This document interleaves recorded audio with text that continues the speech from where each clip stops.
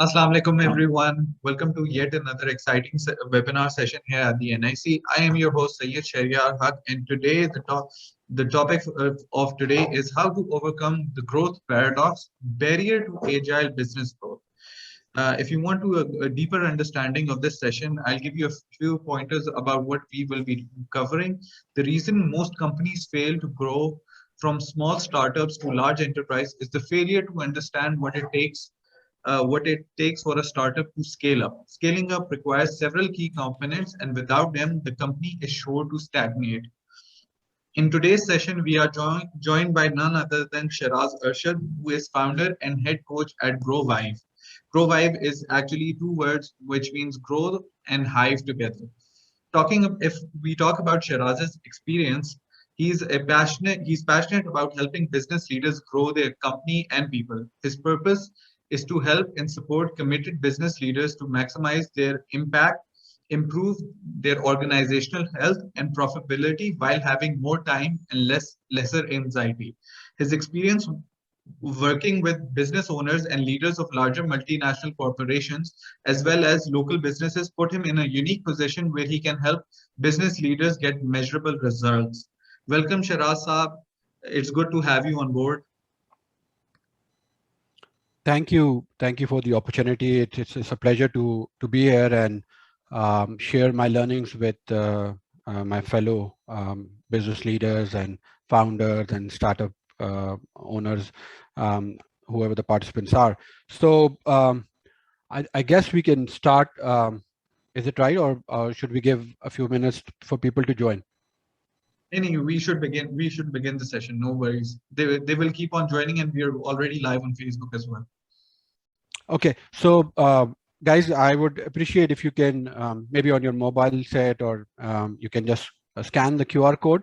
So I'll be using Slido as an interaction medium just to ensure that it's not a one-way communication, although sometimes it is, but we'll be using that. So please do join this link, and there will be few questions that I'm going to ask and would need your participation in this. So really appreciate if you can use this code to join the link.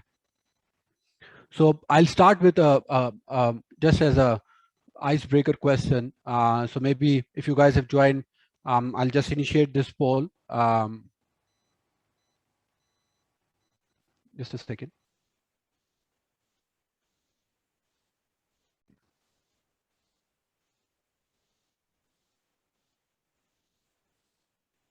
Okay. So, and do please let me know if you guys can see this poll on your screen, and if you can just use this word cloud to let us know from which city you are joining, from which area you are joining, either you're in your living room, in your office. So it would be great to have some answers here.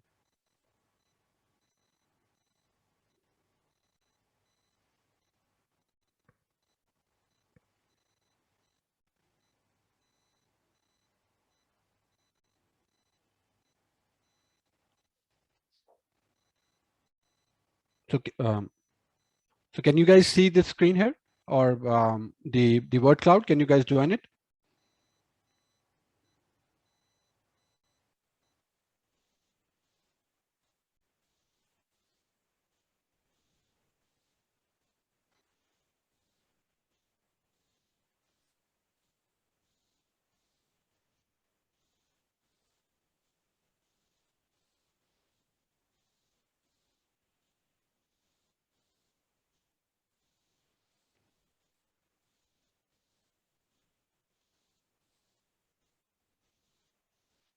Okay, so I don't see any answers, so I'll most probably move forward and we'll see as to how it goes moving forward.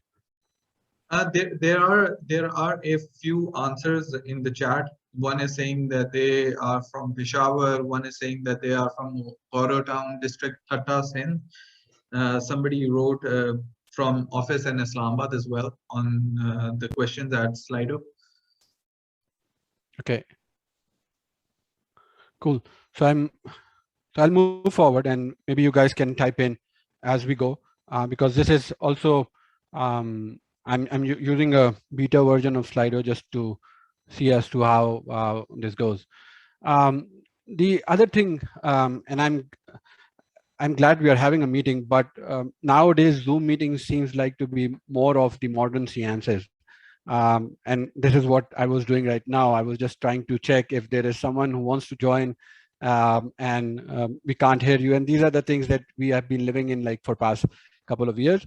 And I see this as something which is not likely to be अगर आप एक face to face meeting में हो, but still we are at times जहाँ पर Zoom meetings are something which are a norm these days.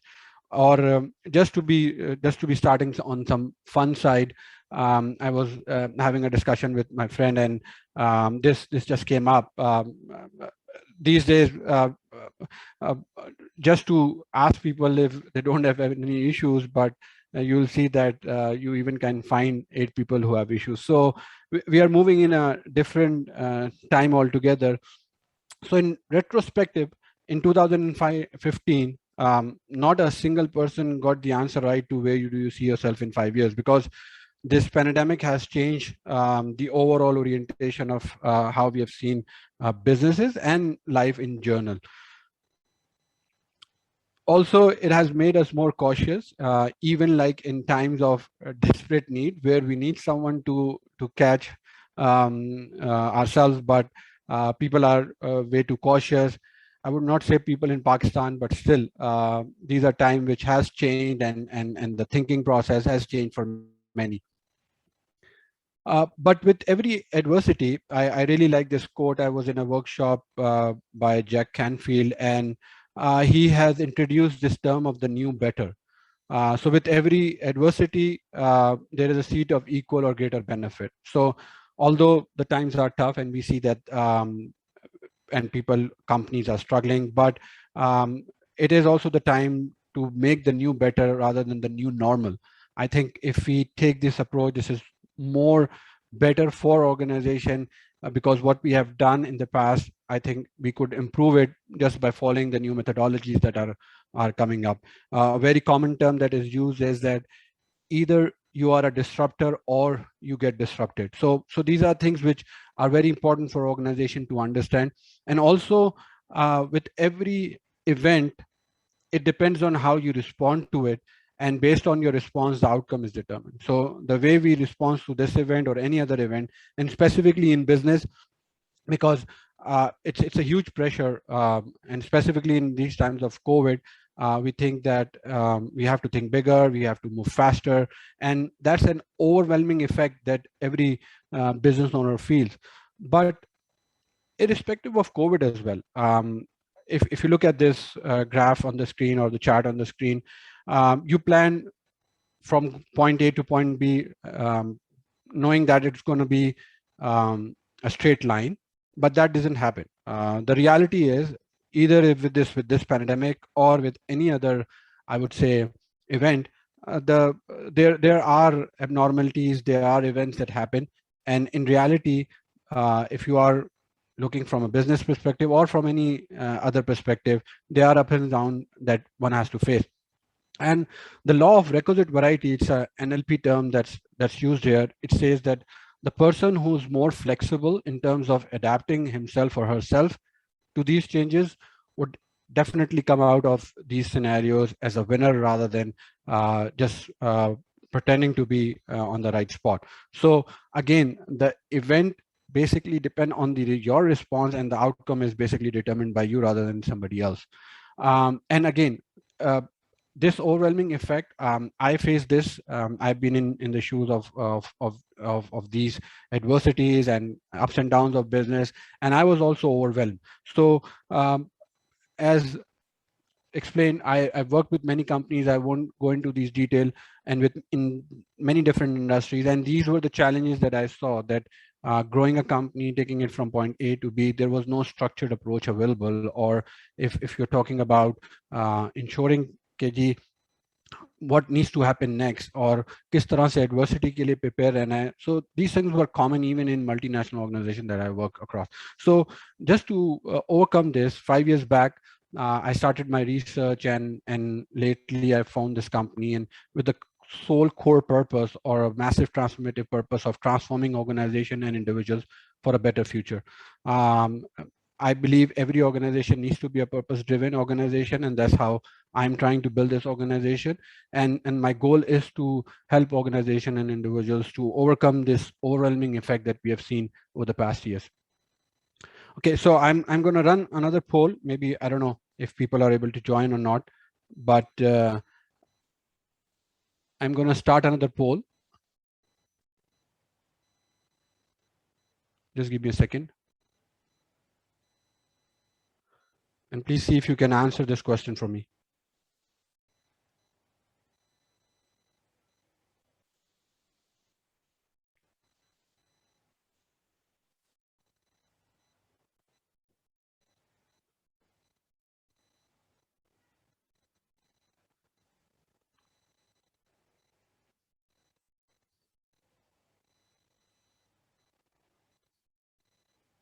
So can you see this question? If you are on the Slido screen, in one word, what you think is a key challenge for your business right now?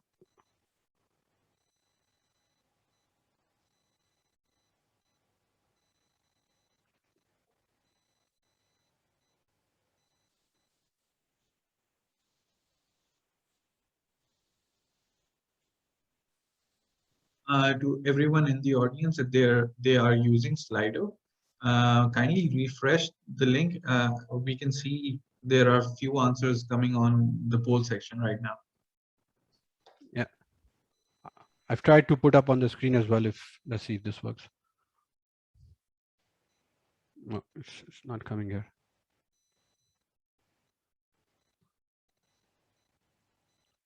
Okay, so if you're able to put your answers there, yeah. So I'm seeing answers like right team, decreasing purchasing power, target audience, outreach, scaling, traction, growth. So these are the one word business or key challenge that people are writing on the screen, just to let you know. Okay, so you can keep interacting here and I can move forward just to be cautious of the time.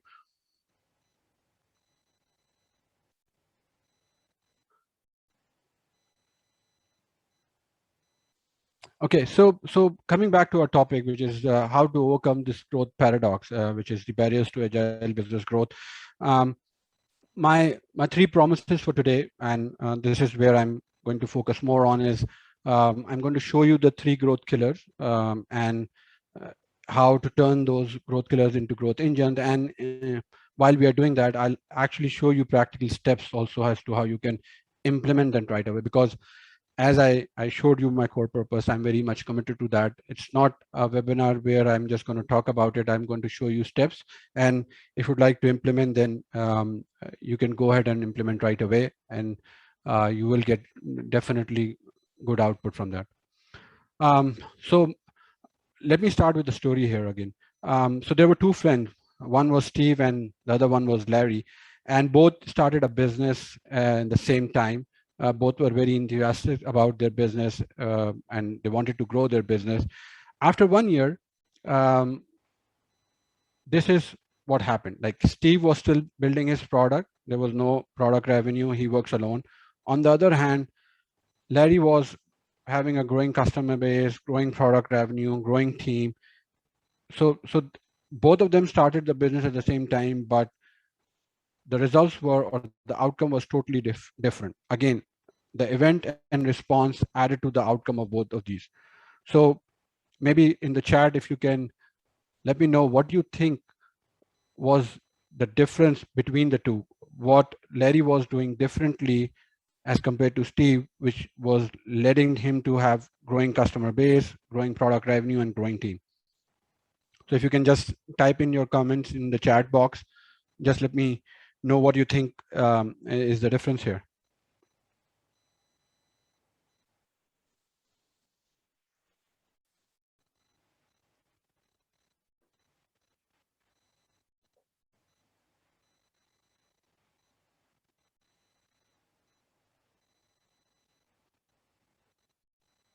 if you can pour your comments in the chat box, just share with me as to what you think is the difference between Larry and Steve, why Steve is not able to build his company, build his product, and while Larry has a growing customer base, growing product revenue, and growing team.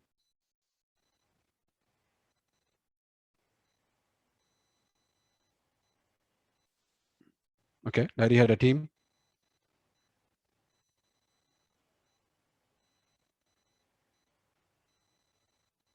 Mm-hmm.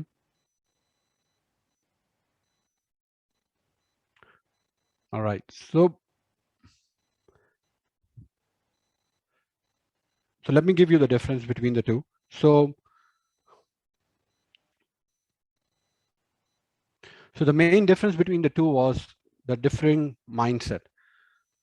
If you look at both of them, Steve was more of an artist, build first, take big risks, love the solution. Solution is the product.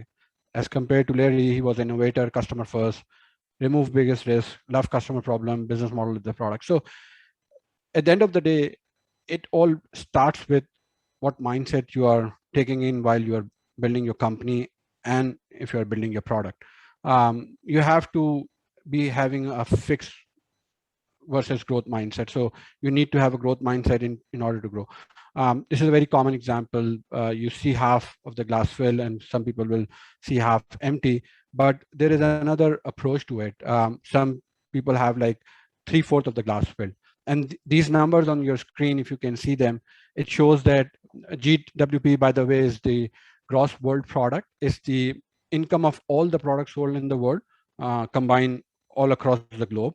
So the total, you can say, kind of economy of the world was 88 trillion in 2019.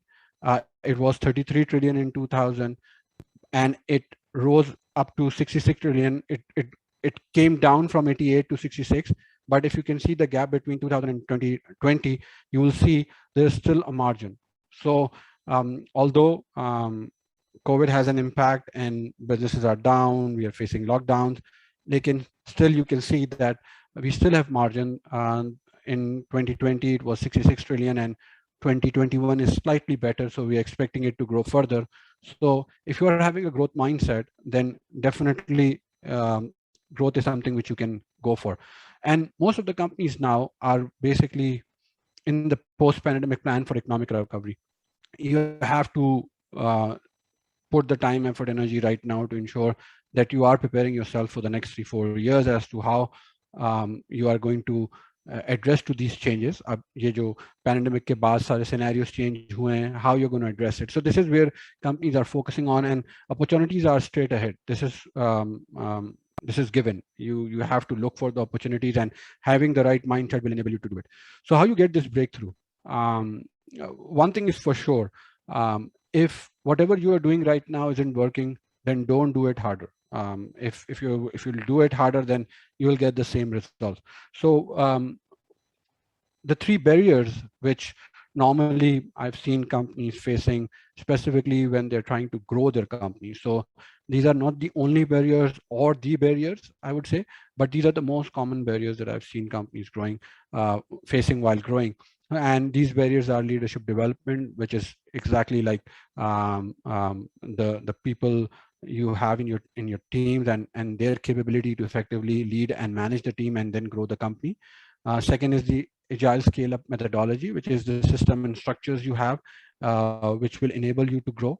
And lastly, the marketing effectiveness. So these are the three areas where most of the companies face challenges, and there could be others, but what I've found in my study is that these are the key areas that specifically companies looking to grow are facing, and they need to address it in order to move forward. We'll start with marketing effectiveness. We'll take a bottom-up approach. In marketing effectiveness, what I've seen is that most of the companies are doing marketing wrong. And when I say wrong, it's a bold statement. The purpose of marketing is to leverage the marketing is that how you are able to save time, money, and effort. That's every business owner, every marketer needs to focus on that, how they can get the maximum amount of their marketing by in less time, less money, and less effort. And one of the problems, one of the common problems, which I call it as a penguin problem, and this is where most of the companies fall in this trap of penguin problem. And what this penguin problem is, this penguin problem is that you're not able to differentiate your messaging, your marketing is the same as what others are doing, and you're not able to create that impact which is required for your marketing to be effective. In this, the key area and the barrier which I'll come to in a while is that there is a strategic side of marketing which most companies miss out. And what you say in your marketing and how you say it is very important as compared to on what medium you are saying it. So I'm not Apologies saying to that. in- apologies to interrupt, Shiraz. Are you changing the slide because we're stuck on slide number 20? Yes, I'm changing it. I think you have to go back to share screen mode on the presentation, and then you can do it. If you kept on switching between Slido and this. Okay, let me just restart it Yes, again and now, let me know if you can you see my screen now. yes, it's written what you say in your marketing and how you say it. Okay, okay, okay, perfect. I'll skip Slido for the timing because I think it's we can just use the chat for feedback. And have you made it into presentation mode? Because it's Yes, I made it in presentation mode. Can you see it now? we can still see the click to add no. Yes, it's finally there. Perfect, perfect. Okay, okay. Thank you for the note, and do let me know in between if there is something that's not there. All right, so I was mentioning that the strategic side is more important because most of the companies are nowadays are more focusing on the tactical side, which is the medium itself. So whatever you say is more important rather than the medium where you are saying it. That's the strategic part of marketing. And there are also two concepts that I want you to understand in order to understand where the barrier is coming from. Is that every company has an inside reality and then there is the outside perception. So by inside reality, I mean that the areas which make your business great, basically your value proposition. By outside perception is the way you interact with your customers, the way your customers and your prospect perceives you. That's your outside reality. And if you are providing unmatched and unequal customer service, their perception is that you are no better, no different, and you are the same. And once you fall in this trap that customers or prospects see you as same as your competition, then the challenge start and then the barrier comes in. And this is a bold number, like 95%. I'm saying here is that most businesses are basically falling into this trap of not having their inside reality matched up with their outside perception. So what they're made up of internally, their outside perception is not being matched, and most of the companies have this challenge. And more interestingly, if your messaging is not right and it's not strategic, then if you are using any digital medium, then you are basically amplifying the wrong reality that your customers are seeing, which shouldn't be the case. Now, falling this trap, because in marketing, if you are putting up an ad or if anything, your website, it's a very short span where customers are attentive. So, and mostly it's like 30 seconds. So in order to lump everything into one sentence, most companies are falling this trap of jargons. And you can vet this out. You can go in different websites in different areas, and you'll see these words very common, these jargons very common. Largest selection, most professional, lowest price, highest quality, best service, fastest, most convenience, more honest. We are the expert. We specialize in get the job done right the first time. My favorite one, been in the business for 4,000 years. So these are all jargons that companies are using it. I'm not saying they are bad, but what I'm saying is that these jargons does not reflect the inside reality of a company. Their messaging should be unique to what their inside reality is as compared to what anybody else is saying in the marketing. So for example, if we talk about a consulting company, this is a normal messaging that we see.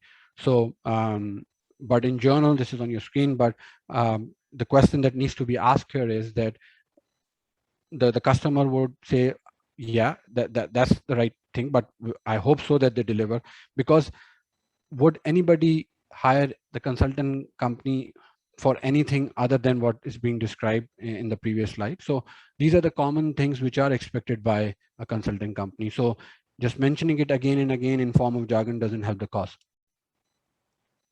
So if your company has an exceptional inside reality and you are using the same jargon as everyone else, then your outside perception is that you're all the same. And that's where your marketing effectiveness fails and you're not able to capture the right prospect for your sales funnel. And also, once this happens, the common problem that we see is that the customer falls in this trap of the lowest price because they don't see any difference. Then they opt for that particular company who's giving the low price because they don't see any value in buying from you. And the question that needs to be asked honestly is that why would anyone choose you over your competition? So your messaging should be clearly putting this forward, and you should evaluate yourself by this, well, I would hope so, evaluation to ensure that you're not falling in this trap. So what's the solution to it? Because this is the key barrier that companies are facing. And as I said, I would like you to walk with a few of practical tips as well. So the solution is that to successful marketing is that you basically need to tap into the head of your prospect. And your prospect is thinking about these 2 points. There's a problem they have that they don't want, and there are results they want but they don't have. So these are the only 2 points that the prospect is thinking about, and you as a marketer or you as a business owner needs to address these 2 points of your prospect or your customers even. So to solve this, I basically use a proprietary formula. This is known as the conversion equation, and the conversion equation consists of these 4 paths. One is interrupt, engage, educate, and offer. And the definition for these 4 are as following. You can see it on your screen. Interrupt is your headline, then is your subheadline. Educate is where you provide your value. You show the evidence of about your product and why you're superior to your competitor. And the last thing, which is the offer, which must be so compelling and so irresistible that the prospect cannot turn it down.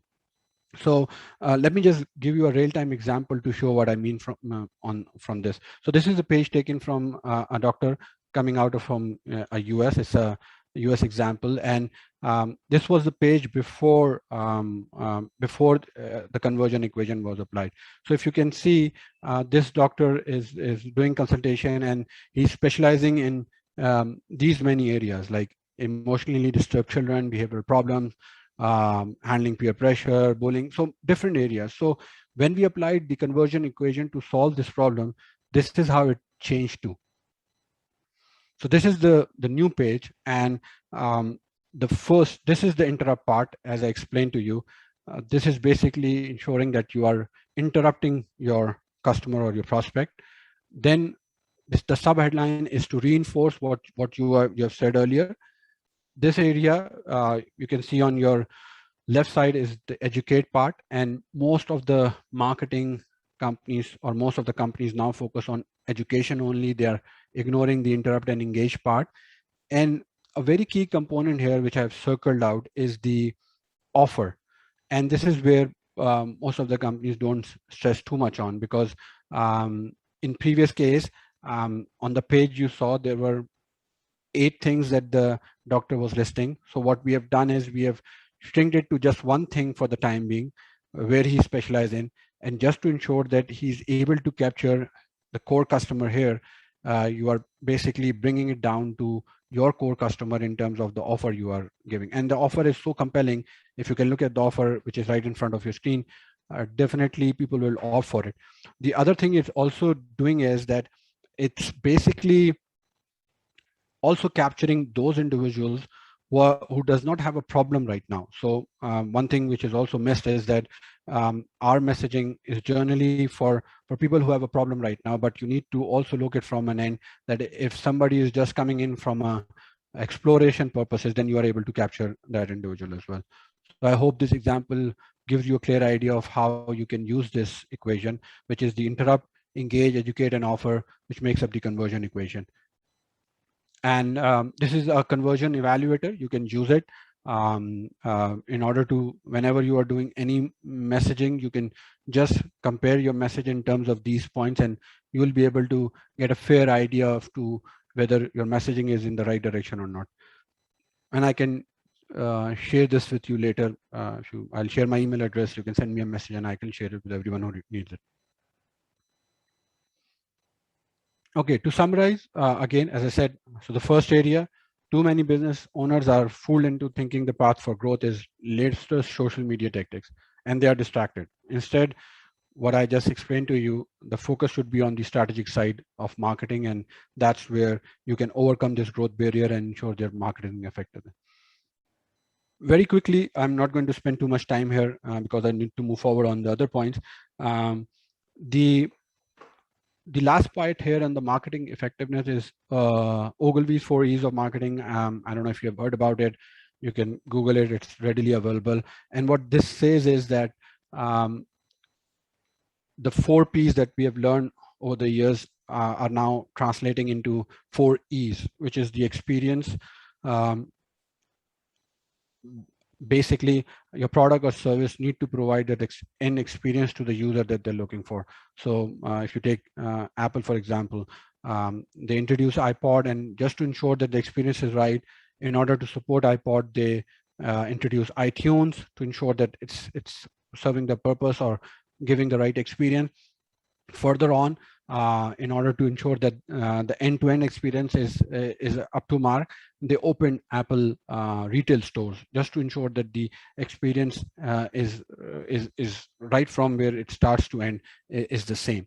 The second thing is the price, which has been now transformed into exchange. So price is everything in terms of exchange of value, as we call it, and a very, very important element here. And we can say, like, for example, you can take example of Kareem.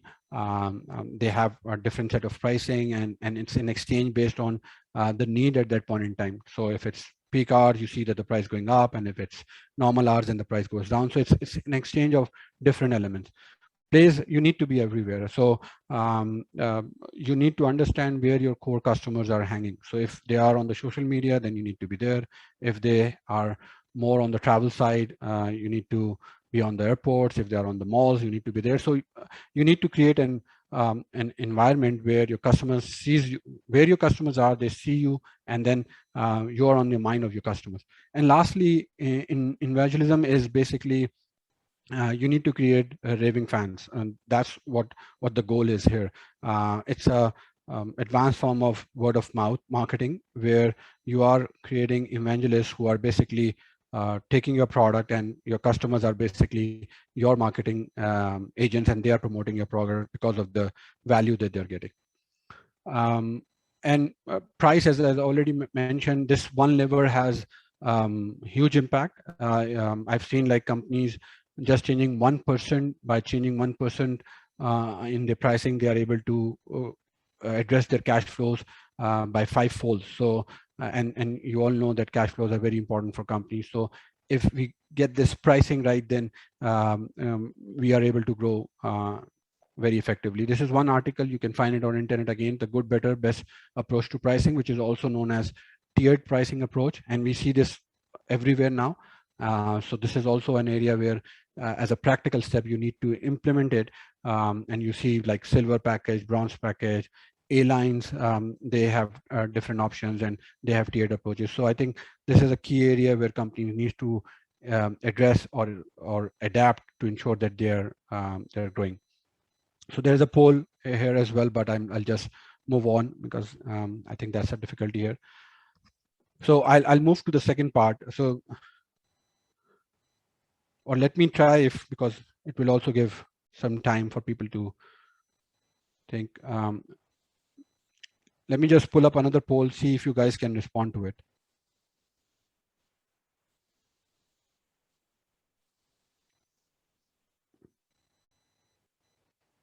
Just give me a second.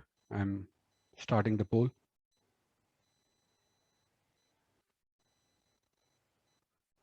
Okay, so I started a poll. If you can go to slido.com for people who have joined a bit late and use the code 051471, you'll be able to see a question in front of your screen. You can use it on your mobile phone as well. And okay, I can see most people are. So the question, if you guys are not, some of you are not seeing it, is that 1 small gram of smart strategic marketing strategy always beat a ton of tactical marketing strategy. So the options are yes, absolutely, no, this isn't true, and this option C is sometimes. So far, everybody agrees to the fact that strategic marketing is important. It's now changing.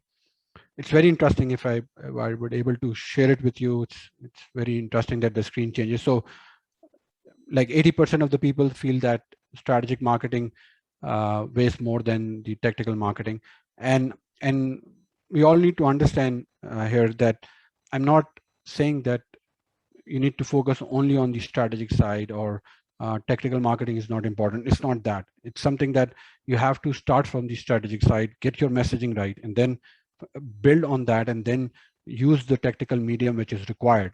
And considering the Ogilvy's 4 E's, you'll be able to get the results there. Okay, you can keep voting there. I'll just move forward. Thank you for those who have responded so far.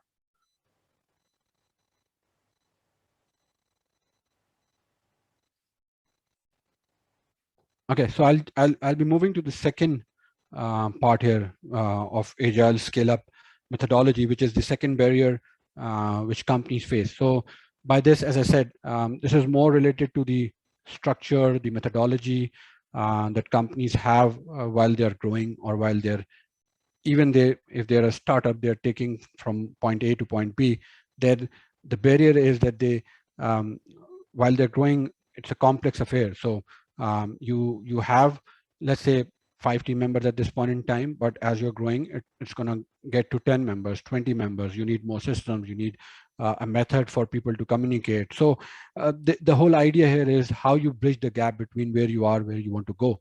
That's where the barrier comes in. And what I've seen is that companies struggle in this area because, first of all, they are not able to differentiate. Apologies to interrupt, Shiraz Saab. I think the slide show mode is not working again. Okay. Yes, now it's working. Now it's working. I think it's a bit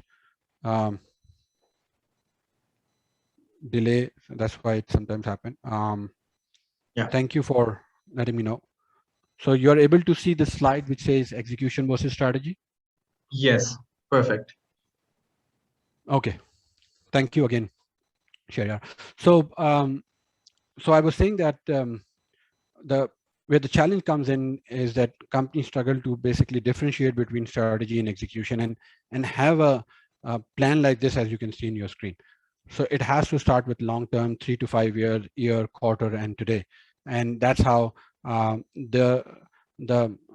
boxes or the circles in purple is basically your execution part, and the boxes in light green is your strategy part. So you have to plan your strategic thinking and execution planning accordingly, and place those system and structures in between, so that you are not doing things on a haphazard way, and it's on a structured way. And the key here, so the key here to address it is that basically wars and markets are won by intelligence. So that's a key area for you to understand, that from a strategic thinking point of view, you need to get the right intelligence in order to ensure that you're making the right strategies, and you are on the right path. And then this cycle is very important, and that's why it's known as agile scale methodology. And sometimes people do confuse it with the software agile methodology. It's kind of slightly different. It's more on the business side rather on the software development side. But you have to have this cycle continuously. You have to learn, decide, and act. And that's an area where, because people might say that, okay, changes are happening so fast, and how can we plan for 3 years, and how can we plan for a year? But the methodology is that if you look at the previous slide, I'll just go back. If you look at the previous slide, you have a long-term goal, and then you translate into 3 to 5 years, then into annual plan, then into quarter, and then into today. And you are continuously basically learning and making changes to this plan. So you have something in place, and if let's say some adversity is there, if some changes are there in the market based on the intelligence, you are learning, deciding, and acting. And the beauty of the plan is, and I'll show you in a while how it works, is that it basically adjusts to the changing needs of the market. That's how it works. Another thing, again, coming from the same mindset, that since things are changing fast and how we do plan, another approach that companies are now using is smart versus fast goals. And we are very tuned to smart goals, but nowadays fast is becoming common, where people are like frequently discussed, ambitious, specific, and transparent goals, which help them to actually overcome the barrier of not having a systematic or structured way of growing in terms of agile methodology. And again, another key point to learn here is that, which I explained in a while, that you have a BHAG, and by the way, BHAG is big, hairy, audacious goal, a term coined by Jim Collins, which is basically your North Star, your moonshot kind of a thing, where you see your company in 10 to 30 years. And then once you have that kind of strategic thinking, you translate that into 3 to 5 year goal, and 1 year and next quarter. And even we go to a weekly cycle where you actually know that in this week what's going to happen, so that you are prepared for any changes, and you're learning, acting, and deciding, as I just showed you. So that was the strategic part of the process. Now, this quote very well summarizes the execution part, which is all about discipline and focus. And in order to scale up, you need to ensure that you have a disciplined approach and a focus approach.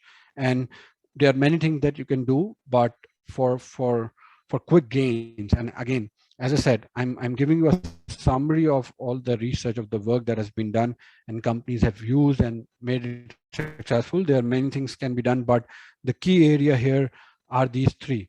For executing it right, the strategy that you have devised, it's a different story how you define a strategy and what needs to happen there. But just to keep ourselves within the scope of the barriers itself, you need to keep the priorities, the data and metrics, and meeting rhythms.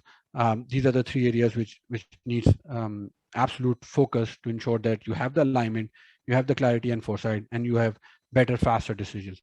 I know priorities are common these days. People do have priorities, data metrics and KPIs are there. The meeting rhythms, this is something which people would say that there are too many meetings, but if you do it right, then it has its own value. So I think with every three elements, with all the three elements, there is a specific way of doing it. How you define what's the right priority, how many priorities you should have, what are the key KPIs that you need to focus on, what are the metrics that you need to focus on, what are the data points that you're tracking, and specifically again, what meeting rhythms you are setting. All of these very important for you to ensure that you are overcoming this barrier. Again, due to lack of time, I would not be able to go into the details of every point, but just to show you as to what this looks like in terms of, for example, if you're planning for a meeting, then this is the meeting rhythm that generally companies keep who are scaling or in a growing mode, just to ensure that they have the pulse on everything. So there's a daily rhythm, which is basically 15 minutes, 10 to 15 minutes to synchronize. Then you have a weekly, which where focus and collaborate. Then you have a monthly meeting, quarterly meeting, and an annual meeting based on the priorities and the strategic plan that you form. And while we do it, we basically have an agenda for every meeting as to who's going to do it, who's going to own it, what's going to happen, how it's going to happen. So there is a complete methodology as to how you structure it. But my whole point here is that you need to focus on these areas to ensure that you are overcoming this barrier. These are the practical steps that you can take to overcome the barrier of not having a structured, systematic approach of scaling or growing. And once you do that, this is again a common term that we use in our world, which says that routine sets you free. So once you have these routines built in and structures built in, it will help you to reduce your time by 80%, and you'll be more focused on the marketing facing activities, which you should be doing rather than just working in your business. You have to work on your business. So this is how you need to change your approach, and these activities will help you do it. And very important thing, which I think is the crux of everything, is that you need to align everyone on the same page. As a company, whether you have 10 people, 20 people, 30 people on board or more, you need to align everybody on the same page as to what's happening and what are your priorities, what are your goals, and everybody needs to understand and follow the um, same pattern. But the challenge that I've seen is that in order to align everybody on the same page, you have to have one page, which normally doesn't exist, and that's again a barrier. So I was again in a workshop, um, and the guest was Alan Mulally. He's the former CEO of Boeing and Ford, a very famous person. And he basically shared this chart in that session. He basically shared his principle, or you may call it the business review plan, as to how he used to do it in Ford and Boeing. And if you'll just look at these points, I'm not going to go into the deep of these points, but this is kind of a one-page plan that normally companies need to have in order to have everybody on the same page. And these are common things. You'll find that everybody would agree to these points, but these needs to be in place, and company needs to follow this in order to have a steady growth path. By the way, PGA is for profitable growth for everyone. So that's the plan. And to simplify that again, what when normally I help companies in order to formulate this. So what I do is um,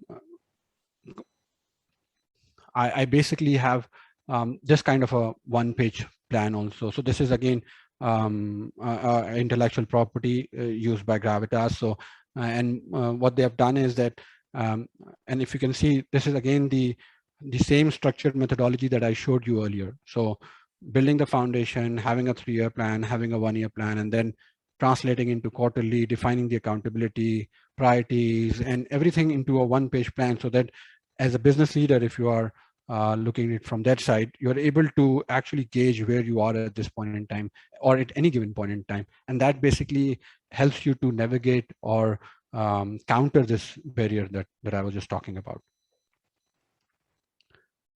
Again, so let's quickly have a poll. I'll just start the poll. Just give me a second.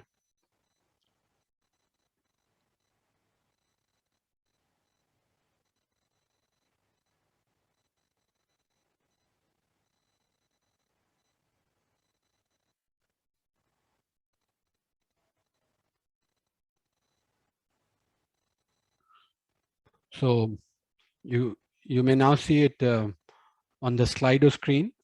It says, I have a structured methodology for strategic thinking and execution planning. It's just in whichever role you are working, please share in your feedback as to, because that will also cement the fact that where we see actually these barriers coming in and how companies are opting for it. Okay. So again, it's at the moment 50-50 people are providing their response.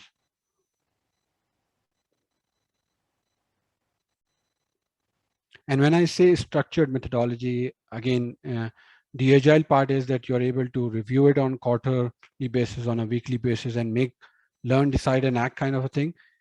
And also having that one page where you can align everybody in the organization on that front. So that's how it comes in.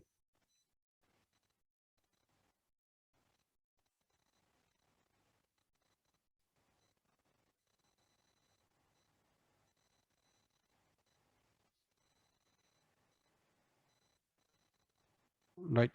So at the moment, it's 60-40, more tending towards people saying 60% people saying they have it and 40% people saying they don't have it. So you can keep on entering the data, and then I can share a summary later. So I'll move back to the slides.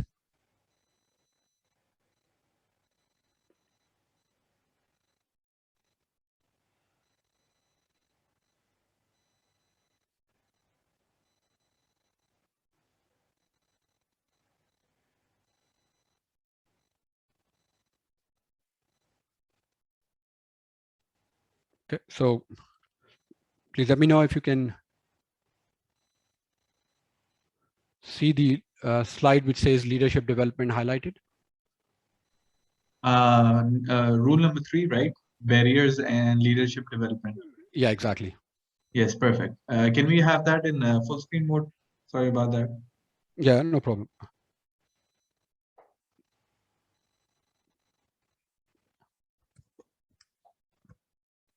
Can you see it now? Yes, we can. Okay, so this is the last area for our discussion today. And I really like this quote from Dan Mortal, which says, "Panic is contagious, but so is leadership. It's time to rise up as leaders." And specifically during this time of uncertainty, and we're not sure what's going to happen next, and lockdowns and stuff like that. So leadership is obviously is a topic which has been talked about a lot. And you guys are very familiar with that. So I'll just share a few of my thoughts as to why this is a barrier, and what companies are doing different, and hopefully you will find it interesting. This pyramid is would be very familiar. This is again kind of a reflection of the 5 leadership level concept given again by Jim Collins. And it's important for companies to understand that there are different levels of leadership. It's not that you only have one level, and as an organization you need to develop your people into better leaders, and leaders in different roles, first starting with leading themselves and then leading the company, which is the 5th level, which also entails that doing something which is not totally based on their own success, but doing it for others, and again having a purpose driven function where success of others is more important than their own self. So that's kind of development that we need to have. And one of the common challenges that I've seen is that organizations do struggle with the fact that the talent pool is not there. So what we have to do is, as companies, as leaders by ourselves, is to develop that talent pool and develop that leadership skill. So continuing on, the concept from Jim Collins, the second concept which he shared was that you need to have the right seats, right people doing the right things, and that's also very important. Whoever the people are, if you see that they're not fit for the leadership role, then obviously you need to change that, because I always say that if you're going to ask Shahid Afridi to do something else or do this kind of presentation, then it would be a different kind of a story. He's good at something, he's made for that thing. So we have to see what are the right seat in the organization and who are the right people, and then they are doing the right thing. So this is very important as a first step. And generally we are tuned to this kind of org structure, and this is very common. We have a CEO, and then this is a hierarchical structure that we follow. This is most of the time. And why I'm showing you this is that one of the barriers here is that the first thing, as I was saying, is that when you're growing, you have to structure people accordingly. You have to see, as you're growing, you have the right people on the right seat, and obviously they're structured properly in the orientation.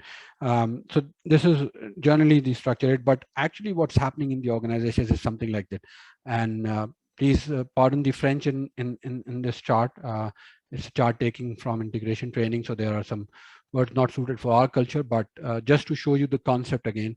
And you'll notice a very interesting thing here. The smiley gets down to sad phase as you move down the structure. And I'm not saying this happening like in all companies, but in general, and as the team grows, that's like the common problem or the barrier that we see, is that people are not aligned, their interest is different, and so forth and so on. And then you need to have again the same structured methodology to ensure that you're following the right path. Another thing which I've seen is, um, uh, and it's a common phrase that we use, is that the bottleneck is at the top. So if we look at from this end and you look at the bottom, the manager of new growth ideas is vacant, and it's very down, because as organizations and as growing organizations, since we are growing, we are not focusing on this. And one phrase that I used earlier was either you are a disruptor or you will get disrupted. So that's common. And there is another session that I do for how to exponentially grow or exponential organization. And that's a key area where it focuses on. So you need to have those roles sorted out. And the best way to address this barrier, which I suggest to organization, is to use a chart like this. And again, this is not the only way, and this is just one of the way which has worked for many companies and is still working. So that's why I'm suggesting this, is that you need to have core functions defined, which is on your left side, and then accountabilities and KPIs defined accordingly. So that will ensure that you have the right person, and you have to have one person for the role. Whenever you have multiple person leading one segment, that's like marketing or sales, and by the way, marketing and sales are totally two different functions. If you have one person doing the same, then it's also a problem, and that's where the problem comes in. And the chart that you saw here, you tend to get these charts when you are not defining the roles properly. And you can do this for head of business units and so on and so forth. So that's the kind of a structure that you can make. The hierarchical structure can still exist if that's needed for other purposes, but for growing, for making the organization taking to the next level and making the organization work, you need to ensure that you are defining the functions in this way.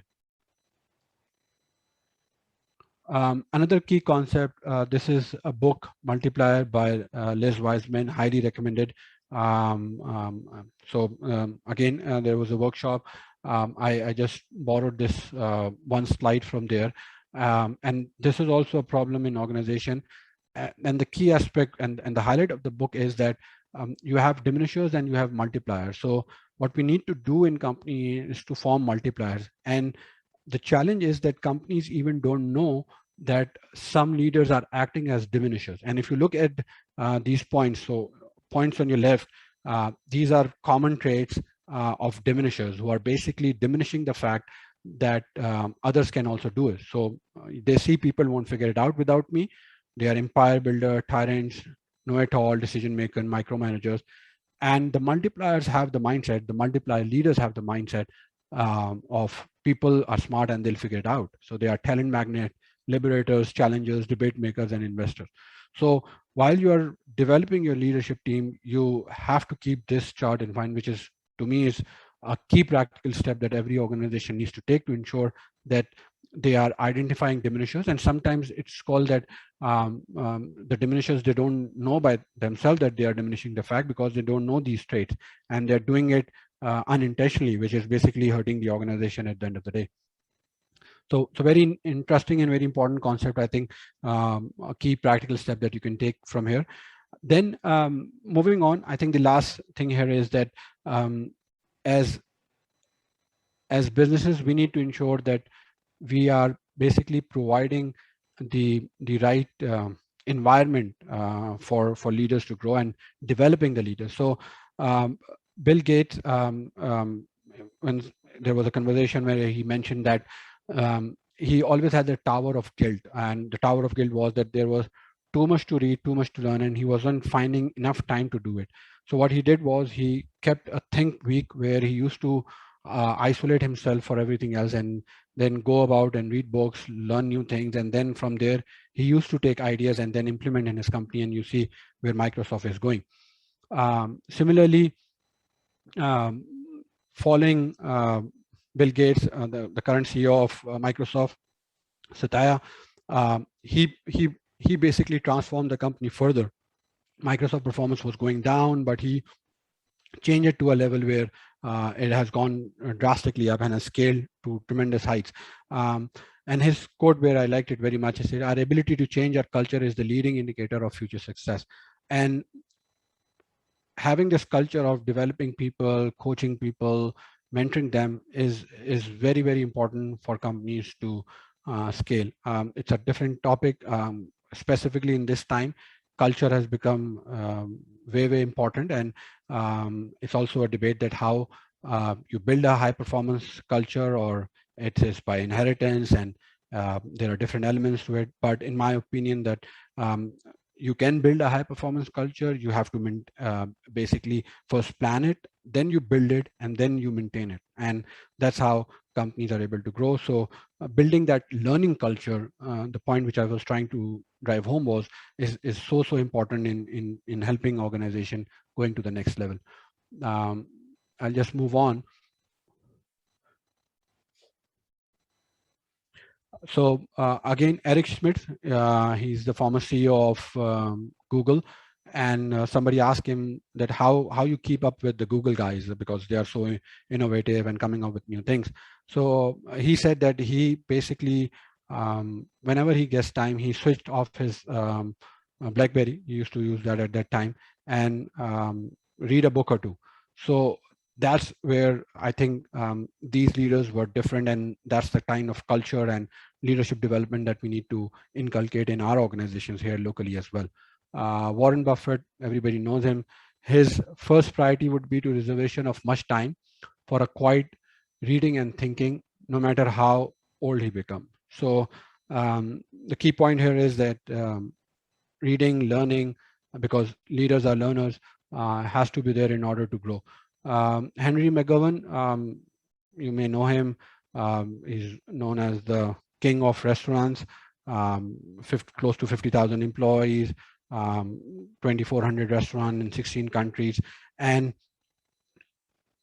when he was reviewing his success with his peers, this is what he said. He said that we are more a training company than a restaurant company, and that has led to the growth and success of the company in the years. So again, developing people, having a defined structure of how you're going to develop it, that's also important, because I have also seen that training happening in the company, but without any direction. It's just a kind of a check mark that needs to happen to ensure that we did training, but what's the outcome, nobody knows.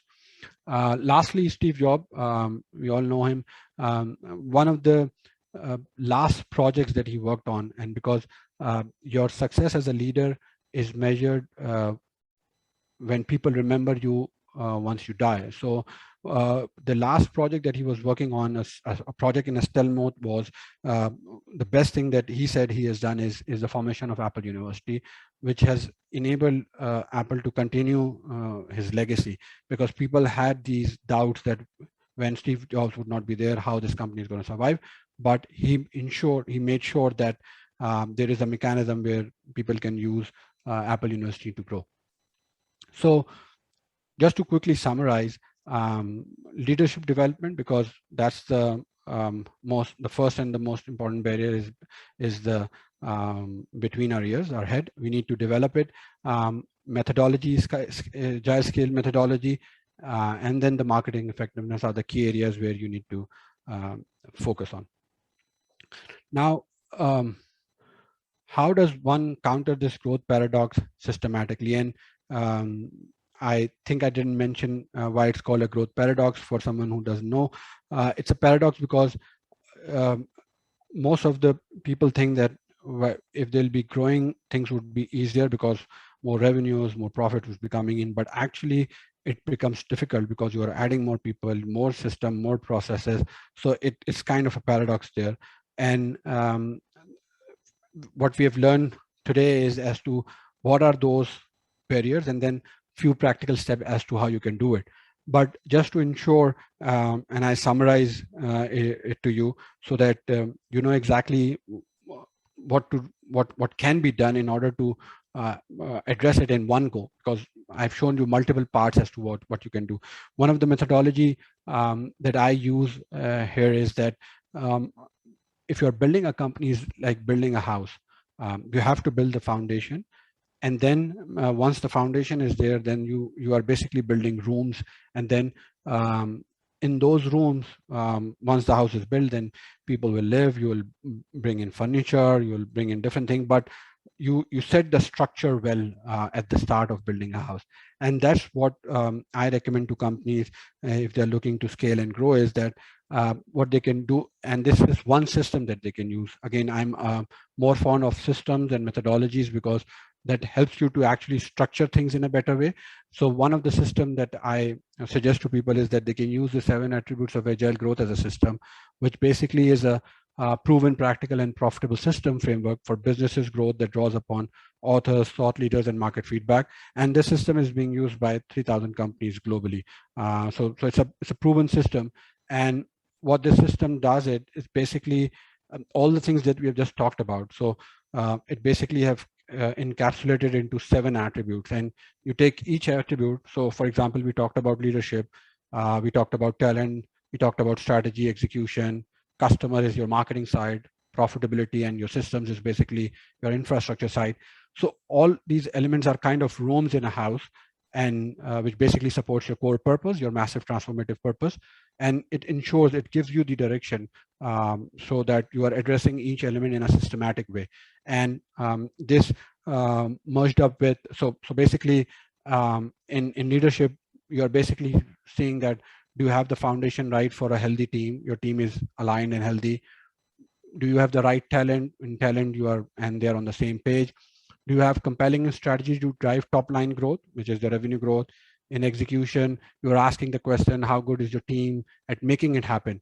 Do you have a culture of accountability and disciplined execution? Customer is driving your revenue cycle or not? Do you have enough cash flow to fuel your company growth? And do you have the right system, technology in place to grow?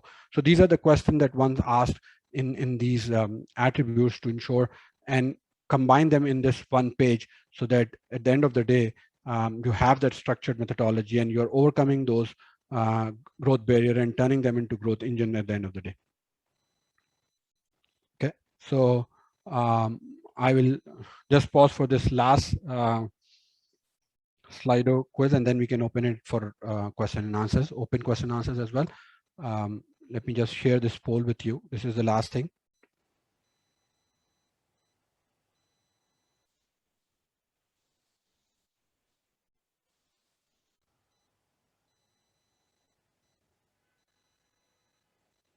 Okay, so just the last feedback, which says, what's the most valuable thing you have learned today? So again, you can go to slido.com and type the code 051471, and then you can see this poll here, and it's an open text poll. You can just write your comments in, and it will appear on the screen. So if you can just take a couple of minutes to actually share your feedback with me as to what's the one thing, two things, or most valuable thing that you have learned today.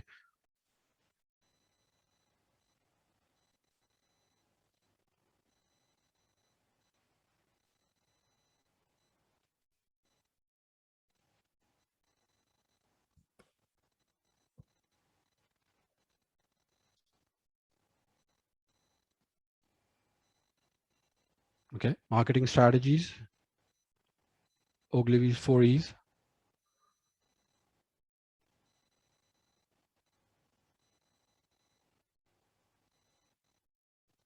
Strategy thinking and execution framework.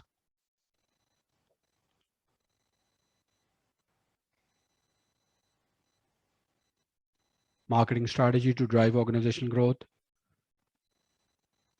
Leadership. Okay.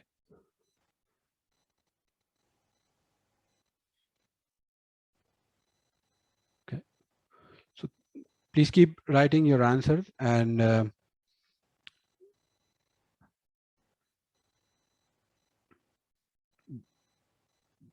one last thing from my side, and then I can start my screen again. Just a second. Okay, so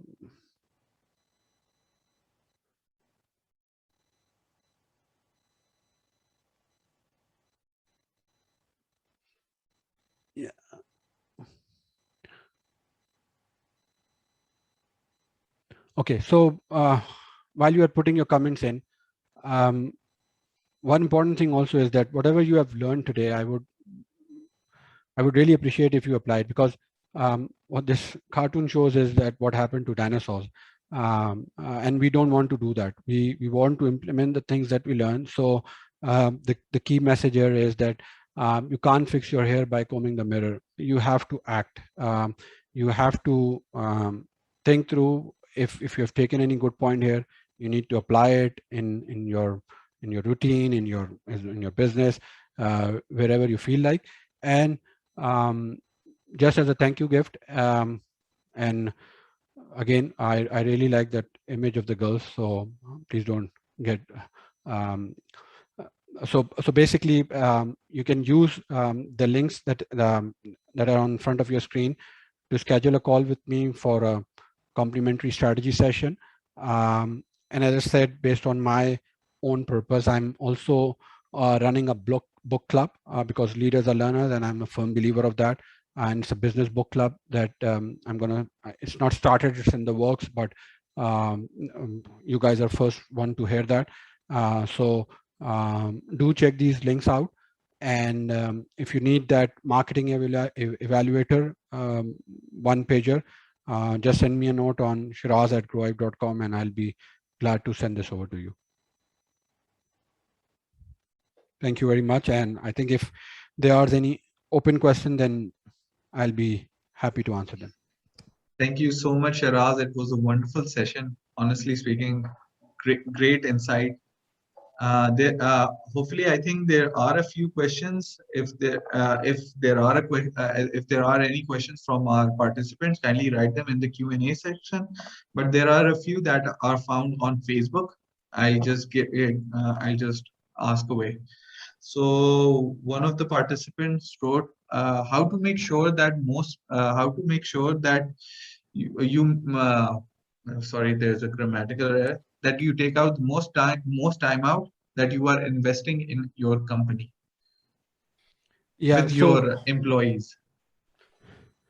Yeah, so basically, you see, as if you're a business owner, CEO, founder, entrepreneur, one thing that you need to understand is that your majority of the time needs to go into market facing activity. So that's a key point here, which everybody needs to understand. Your time to manage should be less, but in terms of once you are able to figure that out, then you can spend time with your key team members. Again, if you have that one page plan.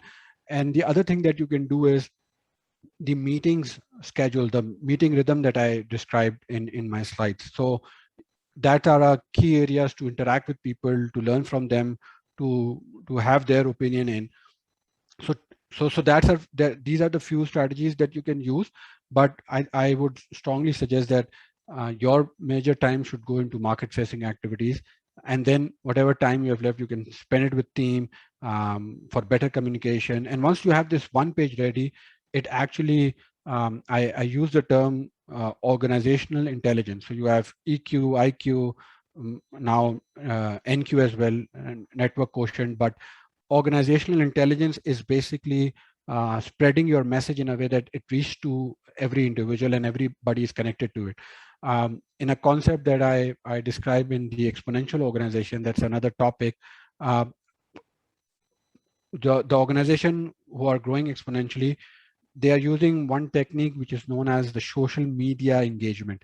So you can use that method as well to engage with your employees. So you can do it in a multiple way so that you are engaging with your team as well and spending less time there.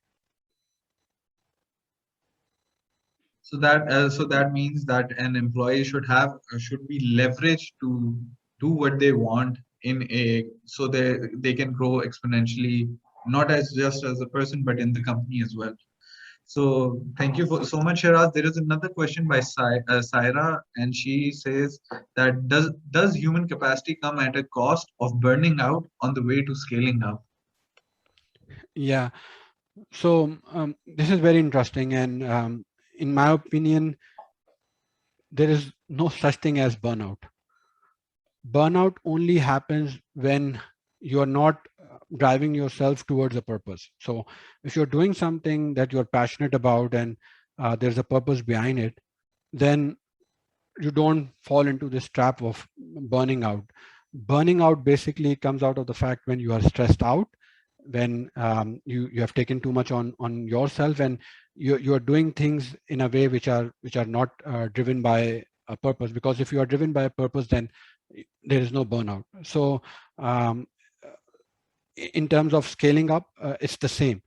If the scaling up methodology, or if scaling up is only to earn money, and the only purpose is to actually earn money, then it's a different methodology, and yes, burning out can come in. But if you are driving a purpose behind it, and you're taking along a lot of people behind your cause, then you can avoid this burning out very easily. Perfect, perfect. I do believe there was a time then during the digital era that we faced a lot of burnouts because everyone had to shift towards these Zoom sessions and everything. So they were tricky times for everyone. But I do get your point. That is very interesting. Yeah, you're right, because you see, that's again, for me, if you're doing it for something that you love, then you would never complain this to be as a burnout. So, so yeah, human capacity is there. Obviously, if you are taking 10 meetings or 20 meetings, you will get tired. But again, burnout is to me is a different concept altogether. Yes, if you have a dream, you can achieve it. Yeah. There's another question. Speaking from a personal experience, has it always been challenging to keep your team motivated in line with your aspirations? If you're a CEO. Yeah. So I think this again drive back to the fact that um, i- you what massive transformative purpose you have. Because um, it's a given fact that if you are working, if you have a dream, then it's not necessary that your team is also in line with that, because at the end of the day they need to be motivated again and aligned to what you're trying to achieve. So the first thing that any organization should do is to define a massive transformative purpose. Why you have actually, why you're doing what you're doing. Like, for example, if you talk about TEDx, they have a massive transformative purpose of ideas worth sharing, right? And for Google, it's structuring the world's information. So while you have these kind of purpose, like everybody wants to work with for Google, everybody wants to work for TEDx, for Zoom, for these companies, because the driving factor behind these companies or their dream is the massive transformative purpose. So to address this is that company needs to focus. They need to be a purpose-driven organization. Every organization needs to be a purpose-driven organization. There is an exercise that we do with companies where we help them to actually come out with their massive transformative purpose. Why they do what they do, why they form this organization. Because again, if the purpose is or the dream is again to earn $1 billion, then it would be very difficult to motivate team members. But if you are taking the team member along, aligning them on the same purpose, aligning them on why you're doing what you're doing, keeping them in line, they are on the same page as to what's happening in the company, they have their voice. So then definitely you would not need to have to hire a motivational speaker, in fact. Very true. I totally believe that every employee should have their own space for growth as well, and the company that they work in should allow them to keep on growing, which not only helps the company to grow as well, but also your employees become you're trying to create future leaders out of them. Absolutely. So this is a personal question that I wanted to ask you. Was there any time in your career that you felt like there was no growth and you had to move on to bigger or better things? Yeah, many times. So I think from a career point of view. So one thing is from a career point of view, and then again is from a business point of view. So from a career point of view, um, like in my initial career when I started it, I switched 5 jobs in 5 years because I couldn't have like the same motivation as the previous question was.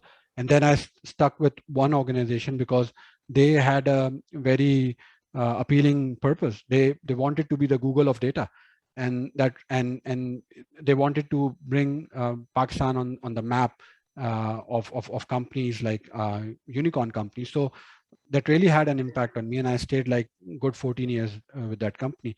So I think coming back to the same point, the motivation comes in from the purpose, and then when the leaders, they don't show that they are like interested in further growing the company and achieving that purpose, then your motivation level drops, and then you move to different levels. So that's from a uh, career point of view, and from an organization point of view as well. If you really want to grow an organization, build a unicorn, then you need to have that massive transformative purpose in place, and then take it from that level, so that uh, you're waking up from bed every morning with same zeal and effort, because you're basically trying to transform the world for a better future. It's like pivoting. It's like pivoting your startup. One day you're doing something, and then you think that this is not working out. You go back to your design thinking methodologies or your BMCs and look where you can adjust a few things, move things around. So there are so many examples in these times that have happened like this during COVID, especially. Few of the startups that were working in logistics company moved towards a sort of a shift pivoted towards e-commerce as well. So yes, there are so many examples. Yeah, and just to add to that, like because of the pandemic, pivoting is something, the word pivot has been used very, very aggressively, and that's true, because companies needed to pivot in order to ensure that um, they sustain this turmoil. But what is important is, again, while you are pivoting, you are not disturbing your core, right? Mm. So the core needs to be in place, and then you can pivot. You can make changes, and if you're using a agile methodology, you can learn, act, decide. You can change. So, for example, it's a buzz around Airlift these days because of the funding they got, but they have exactly done it like in the same manner. They had an initial vision, and then they pivoted by keeping the core intact. It's like again logistic, but in a different end. But eventually, you'll see as they'll grow, and once things are normalized in the transport section or the aviation sector, they'll come back to that as well. But the pivoting needs to happen, but your core needs to remain intact. Most definitely, most definitely. And it's a very valid example. Even I had that in mind. Airlift has truly been inspirational for everyone in this time during this time. So, if there are any, do we have any other questions from the audience? Okay, I don't think so. Wajid had said it's a very great presentation. Shiraz Saab, sorry he had to drop off, but kind words from Wajid as well.